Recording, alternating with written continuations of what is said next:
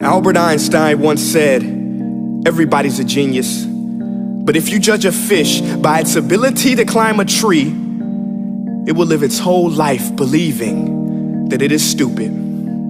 Ladies and gentlemen of the jury, today on trial we have modern day schooling. Glad you could come. Not only does he make fish climb trees, but also makes them climb down and do a 10-mile run. Tell me, school, are you proud of the things you've done? Turning millions of people into robots, do you find that fun? Do you realize how many kids relate to that fish? Swimming upstream in class, never finding their gifts, thinking they are stupid, believing they are useless? Well, the time has come, no more excuses. I call school to the stand and accuse him of killing creativity, individuality, and being intellectually abusive. He's an ancient institution that has outlived his usage.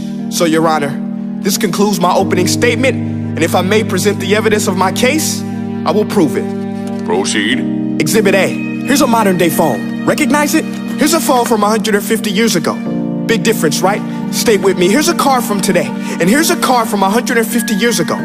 Big difference, right? Well, get this. Here's a classroom of today, and here's a class we used 150 years ago. Now ain't that a shame? In literally more than a century, nothing has changed.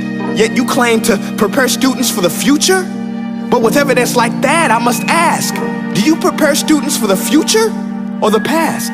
I did a background check on you and let the record show that you were made to train people to work in factories, which explains why you put students in straight rows, nice and neat, tell them sit still, raise your hand if you want to speak, give them a short break to eat, and for 8 hours a day, tell them what to think. Oh, and make them compete to get an A letter which determines product quality, hence grade A of meat.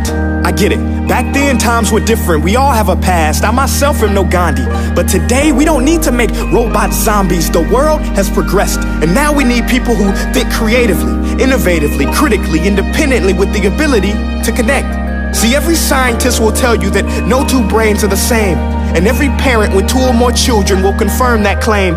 So please explain why you treat students like cookie cutter frames or snapback hats, giving them this one-size-fits-all crap. Watch your language. Sorry, Your Honor, but if a doctor prescribed the exact same medicine to all of his patients, the results will be tragic. So many people would get sick, yet when it comes to school, this is exactly what happens. This educational malpractice, where one teacher stands in front of 20 kids, each one having different strengths, different needs, different gifts, different dreams, and you teach the same thing the same way?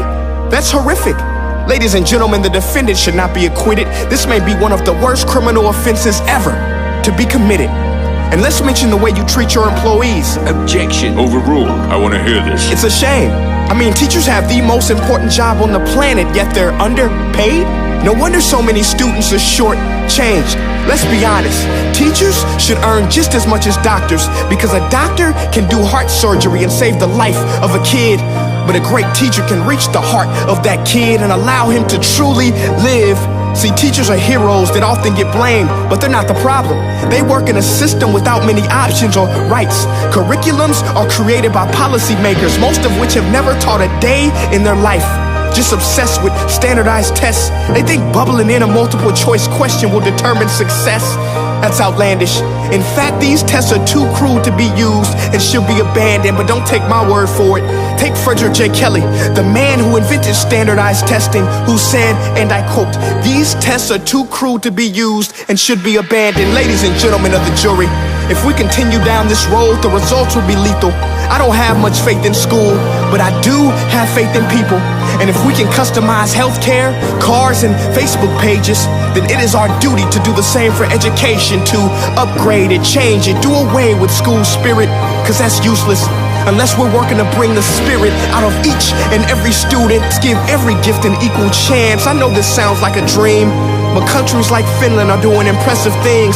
They have shorter school days, teachers make a decent wage, homework is non-existent, and they focus on collaboration instead of competition. But here's the kicker, boys and girls. Their educational system outperforms every other country in the world.